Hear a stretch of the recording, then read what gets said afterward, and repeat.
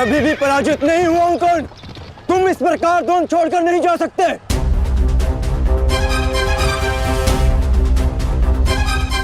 तुम युद्ध के नियम भूल रहे हो अर्जुन।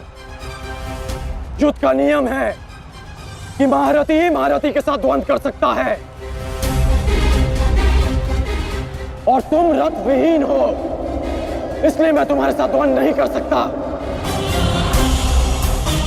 पहले अपने रथ का पहिया सुधारो, फिर आकर मुझे युद्ध का आह्वान देना, क्योंकि परशुराम शिष्य कर्ण नियम तोड़कर युद्ध नहीं करेगा।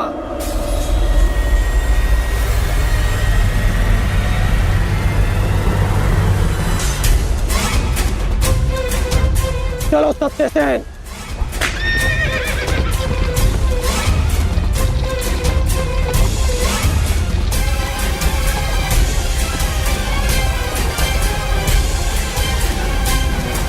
अब समझे पार्थ कि मैं कर्ण की प्रशंसा क्यों करता हूं।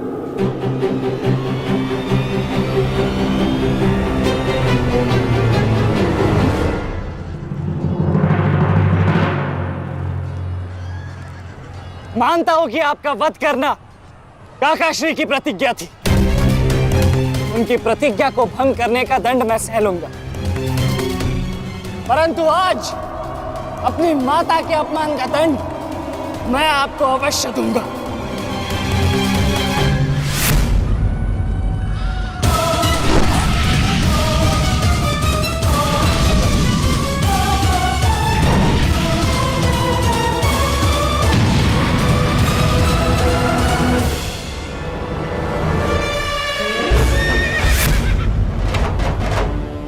किसी की प्रतिज्ञा टूटे, पर मेरी प्रतिज्ञा नहीं टूटेगी अभिमन्यु।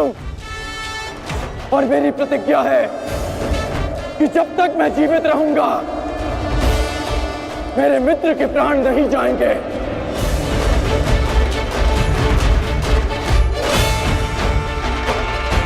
यदि जीवित रहना चाहते हो तो पीछे हट जाओ अभिमन्यु। आप भूल रहे हैं अंगराज कि मैं किसका पुत्र हूं। पीछे हटने के बारे में सोच भी नहीं सकता। तो प्रहार सहने के लिए तत्पर रहो।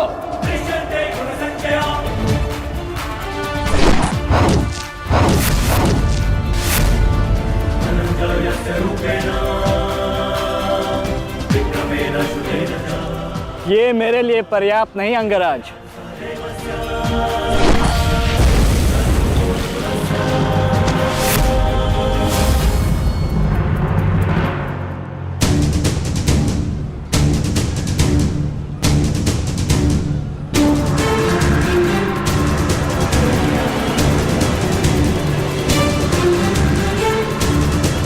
ना मेरे पास बाणों की कमी है और ना प्रहारों की। ये अंतिम अवसर है अभिमन्यु, लौट जाओ।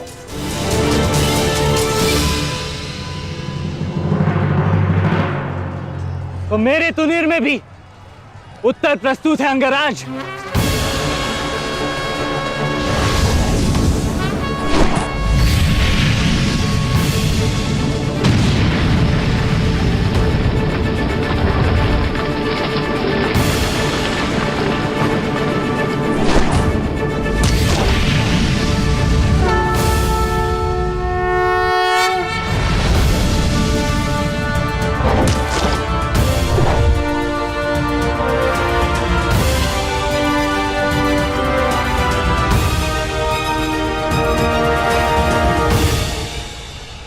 मैं तुम्हारा सामर्थ्य स्वीकारता हूं। तुम एक कुशल योद्धा हो अभिमन्यु, किंतु कुशल होने के साथ साथ बुद्धिमान होना भी आवश्यक है। लौट जाओ। यदि कल युद्ध करना चाहते हो तो आज जीवित रहना सीखना होगा। लौट जाओ अभिमन्यु।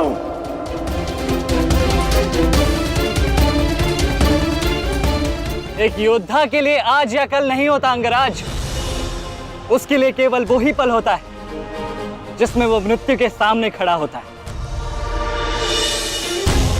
एक वीर योद्धा से सुना था मैं, हे मृत्यु, तैयार यदि तू आने को प्रसन्न मुखा। द्वार खुला है, तेरा स्वागत प्रसन्न मुखा।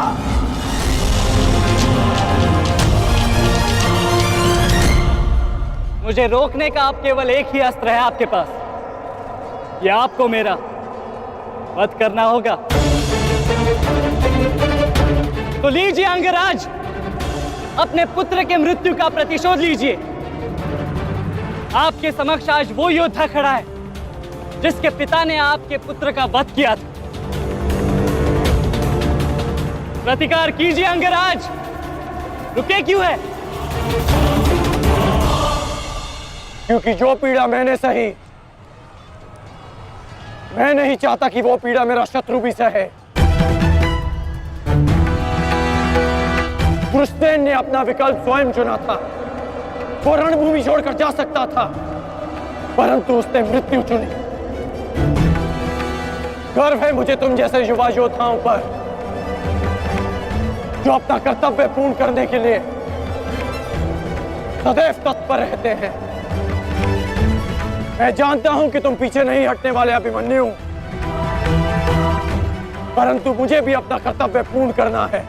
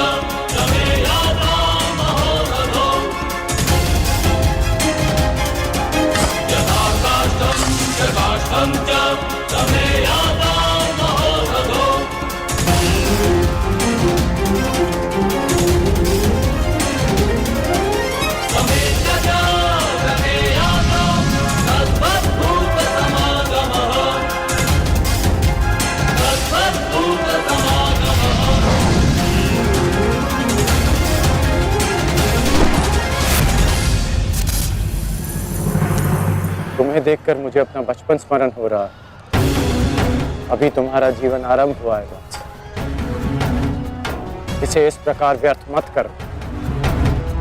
मैं आशा करता हूं कि अगली बार जब हम दोनों मिले तो दो शत्रुओं के भांति नहीं, तो वीरों के भांति एक दूसरे के गले में।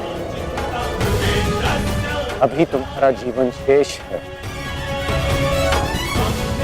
जाओ बस।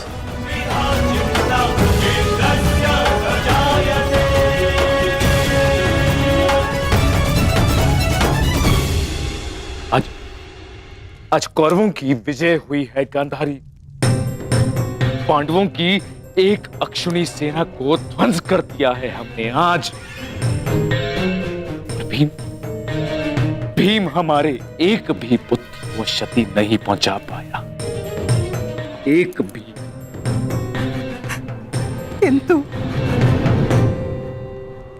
किंतु दुर्योधन का क्या महाराज?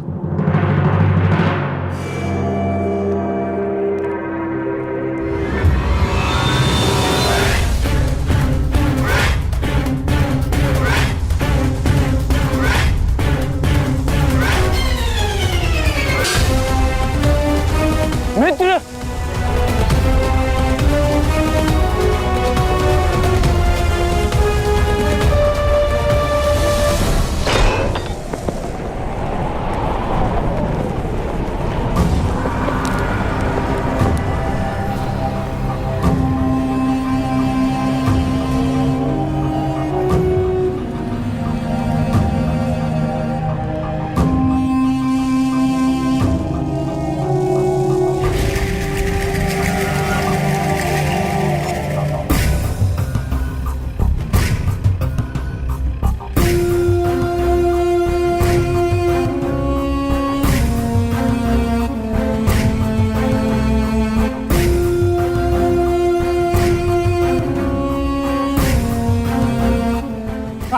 आपको उस अपमान का अनुभव कराऊंगा। आपकी पूरी सेना और महारथियों के समक्ष आपका वस्त्र हरण करूंगा।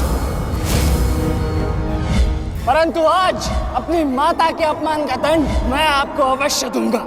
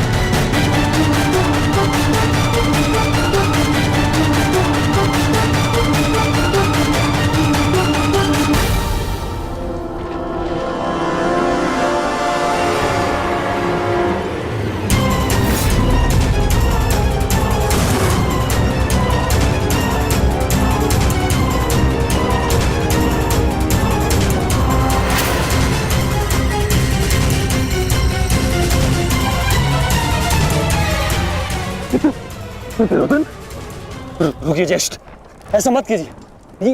ये क्या कर रहे हैं आप? दुर्योधन, दुर्योधन, ये सब कुछ क्या है? आज के इस युद्ध में हमें विजय मिली है, फिर ये सब कुछ क्यों कर रहे हो तुम? ऐसी विजय जो अपमान की थाली में सजा कर मिले, ऐसी ही विजय से श्रेयस्कर है कि मृत्यु को पालूं। मेरे जीवन में कभी मेरा इतना अपमान नहीं हुआ है। अब इस जीवन का और कोई मूल्य नहीं। मैंने ये युद्ध संपत्ति के लिए नहीं, अपने हट, अपने सम्मान के लिए बुलाई थी। अब जब सम्मान ही नहीं रहा तो इस विजय का मैं क्या करूंगा? मेरी सेना के सामने विश्व के महानतम योद्धाओं के रहते वो 16 वर्ष का बालक मेरे वस्त्र हरण कर गया और चेतावनी देकर गया है कि युद्ध में जब भी मिलेगा पुनः यही दोहराएगा। अब ये वस्त्र हरित दुर्योधन सम्राट बन भी गया। कैसे अपनी सेना से, अपनी प्रजा से आंख मिला पाऊंगा मैं? इस लज्जा के साथ मैं अब जीवित नहीं रह सकता। नहीं दुर्योधन, देखो अपने क्रोध पर काबू पाओ। देखो विजय हमारे निकट है दुर्योधन, मानो मेरी बात। छोड़िए मुझे मामाश्री, छोड़िए मुझे, अन्यथा इस अग्नि में मैं अपने आप से पहले आपकी आहुति दे दूंगा। छोड़िए मुझे। नहीं, छोड़िए, छोड़िए मुझे।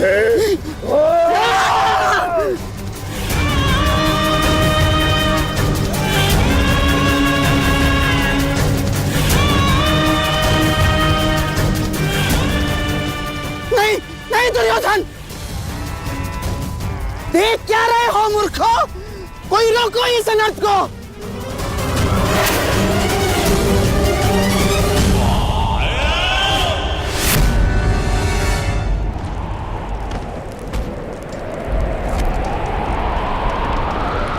ठहर जाओ मित्र। नहीं, अब नहीं।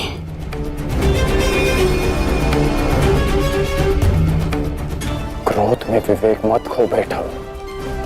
जो अपना सम्मान खो चुका हो उसके पास खोने को और क्या शेष है? ले लेने देते उस अभिमन्यु को मेरे प्राण, वीर गति तो मिलती।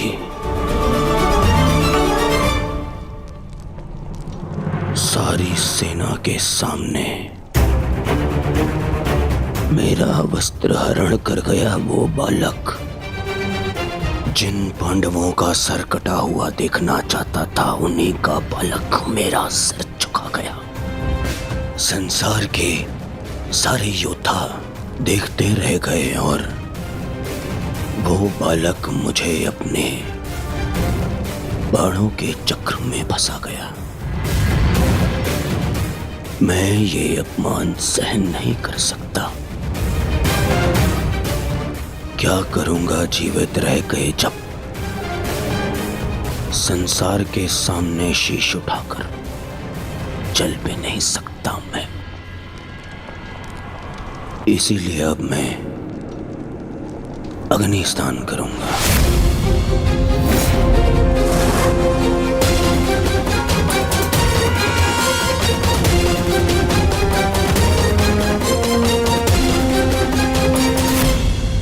जो अग्नि यहाँ जल रही है उससे कहीं अधिक अग्नि तुम्हारे पिता के हृदय में जल रही है। क्या तुम अपने 5 भाइयों का बलिदान व्यर्थ जाने दोगे? क्या अपने पिता को दिया वचन भुला दोगे तुम?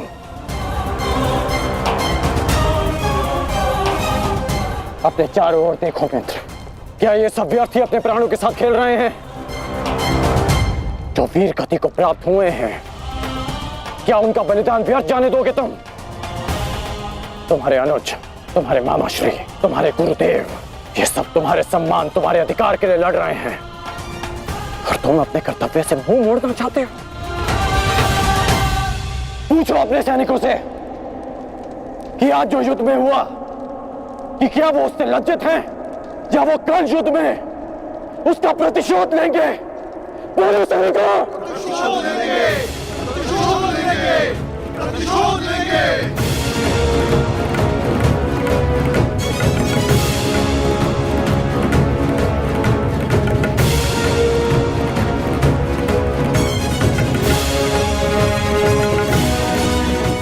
इन सैनिकों का सम्मान मेरे मन में लगी अग्नि को बुझा नहीं सकता मित्र। मैं तुम्हारे लिए सदैव प्रस्तुत हूं मित्र। आदेश दो मुझे, आदेश दो कि क्या चाहिए तुम्हें। तुम्हारी पीड़ा को शांत करने की औषधि क्या है मित्र? बताओ मुझे। मुझे अपने इस अपमान का प्रतिशोध चाहिए। जिसने मेरा मान हरण किया उसके प्राण हरण करने हैं मुझे। मुझे अभिमन्यु चाहिए।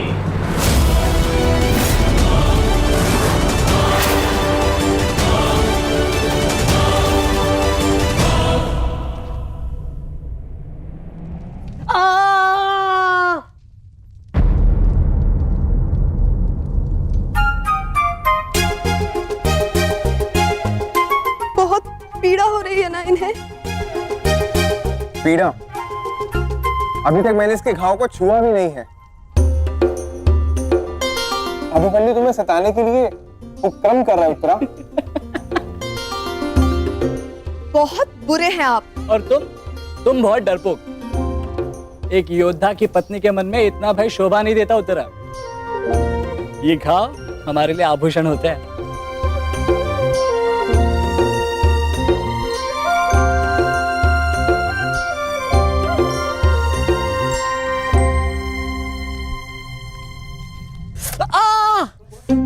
क्यों सताते हो तुम उससे? अब क्या करूं माता, वो तो आजकल हर बात पर क्रोधित हो जाती है। और अब आप भी मुझे डांट रही हो। तुम्हें अधिक चोट तो नहीं आई ना पुत्र? नहीं पिताश्री, बल्कि बहुत कुछ सीखने को मिला। सच में अंगराज कर्ण एक महान योद्धा है। उन्हें आपके अतिरिक्त और कोई टक्कर नहीं दे सकता। हाँ पुत्र, परंतु हम दोनों के लक्ष्य और सोच भिन्न है। मुझे तुम पर गर्व है।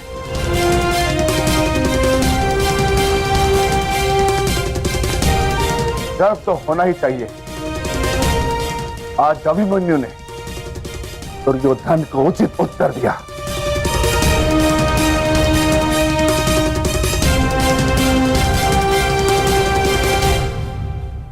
सत्य अभिमन्यु,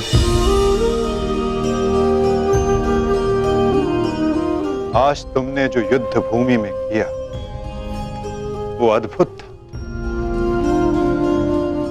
और मुझे विश्वास है कि कल का दिन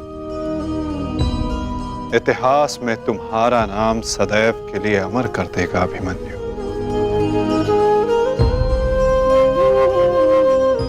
इतिहास से पूर्व मेरे पुत्र ने अपनी छवि मेरे मन में अमर कर दी है। 14 वर्षों के पश्चात आज पहली बार मन को एक शीतलता पहुंची कि मेरे पुत्र ने मेरे साथ हुए अपमान और अत्याचार का भान उस दुर्योधन को करवाया। मेरी आत्मा को जैसे एक वस्त्र का संबल मिल गया। इसके लिए मैं सदैव के लिए अभिमन्यु की ऋणी रहूं। जीवन तो पल पल में है सखी, जिस पल को जी लो वही जीवन होता है। आज तुम प्रसन्न हो, जी लो सखी, आज का दिन जी लो। कल का दिन तो अभिमन्यु के जीवन का अंतिम दिन होना चाहिए, और स्मरण रहे सरल मृत्यु नहीं देनी है उसे। मृत्यु आने की पीड़ा का आभास कराना है, और जब तक वो भूमि पर रेंगता हुआ दया की भीख ना मांगे, मृत्यु नहीं आनी चाहिए उसे। वो मृत्यु मांगेगा और मैं हर पल उसे मृत्यु और जीवन के बीच में झुलाऊंगा मैं उसे। असंभव युवराज, जब तक युद्ध भूमि में पांडव उपस्थित हैं तब तक अभिमन्यु तक पहुंचना असंभव होगा। वैसे भी उन्हें ज्ञात होगा कि आज आपके साथ जो हुआ उसका प्रतिशोध आप अवश्य लेंगे। इसी कारण अभिमन्यु तक पहुंचना इतना सरल नहीं होगा।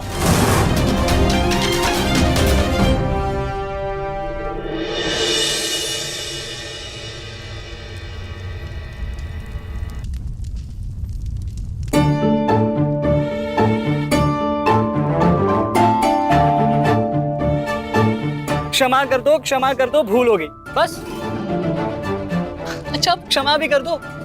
जिसने युवराज दुर्योधन का मस्तक झुका दिया वो आज तुम्हारे समक्ष सर झुकाए मना रहा है तुम्हें। देखो, किसी ने मुझे इस प्रकार सर झुकाए देख लिया ना तो मेरा बहुत उपहास उड़ाया जाएगा। पहले वचन दीजिए कि भविष्य में आप इस तरह मेरा उपहास नहीं बनाएंगे। आपको अनुमान भी है मैं कितनी भयभीत हो गई थी। अब इसमें भयभीत क्या होना उत्तरा? आप नहीं समझेंगे, मुझे आपसे बात ही नहीं करनी। तो ठीक है, मत बात करना, परंतु कल यदि लौटा नहीं ना तो पछताना नहीं कि दोबारा ऐसे मत बोलना आर्य। भाई खो चुकी हूँ, पति नहीं खो सकती। क्षत्रिय हूँ, अपने अधिकार लेना जानती हूँ। आपको लौटना होगा, क्योंकि इस बार केवल मैं नहीं, आपकी होने वाली संतान भी आपकी प्रतीक्षा करेगी।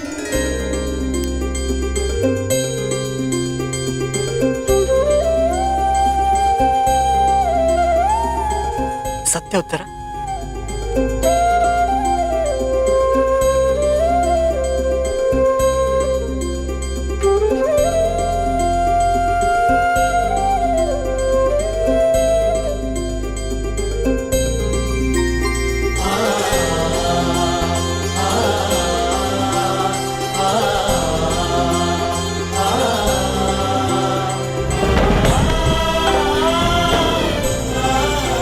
मैं तुम्हें वचन देता हूं उत्तरा, तुम और हमारी संतान सदा मुझ पर गर्वित रहेंगे।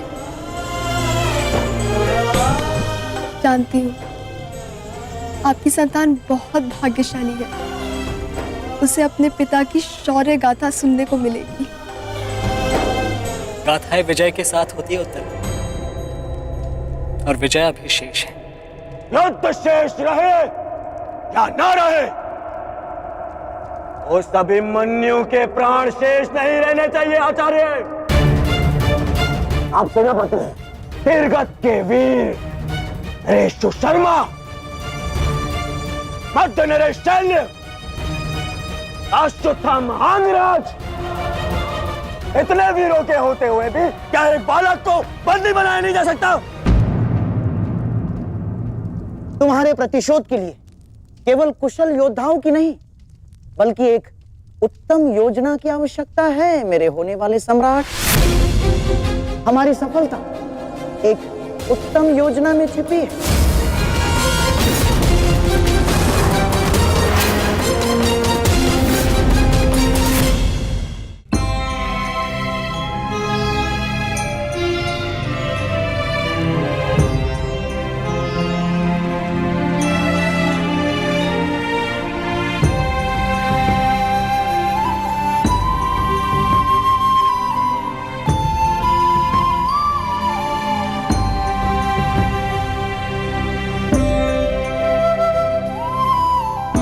ऐसा क्या है जो आप चाहकर भी मुझसे नहीं कह पा रहे हैं सखा? ये रात का अंधकार भी आपके मुख पर आए हुए भाव मुझसे नहीं छुपा सकता। रात्रि के बाद दिन आता है सखी, उसी प्रकार जीवन के पश्चात मृत्यु आती है। सुख के बाद दुख आता है, और यही सृष्टि का नियम है। हमें अपने जीवन में सबके लिए तत्पर रहना चाहिए सखी।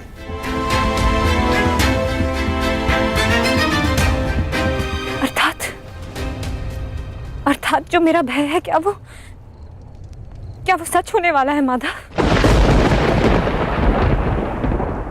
क्या कल पांडवों के साथ कुछ अनिष्ट होने वाला है?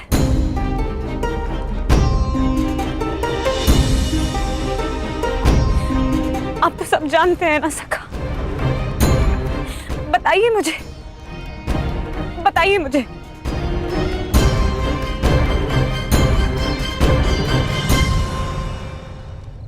कभी कभी भविष्य का ज्ञान होना भी दुख का कारण बन सकता है सखी। यदि समय के अनुसार मनुष्य को सत्य का ज्ञान हो तो वो स्वयं को संभाल सकता है। और आज तुम्हारी प्रसन्नता का दिन है सखी। आज तुम्हारे पुत्र ने तुम्हारे अपमान का प्रतिकार किया है। जाओ सखी, जाकर सो जाओ, क्योंकि जीवन की हर रात्रि सदैव सोने के लिए नहीं होती।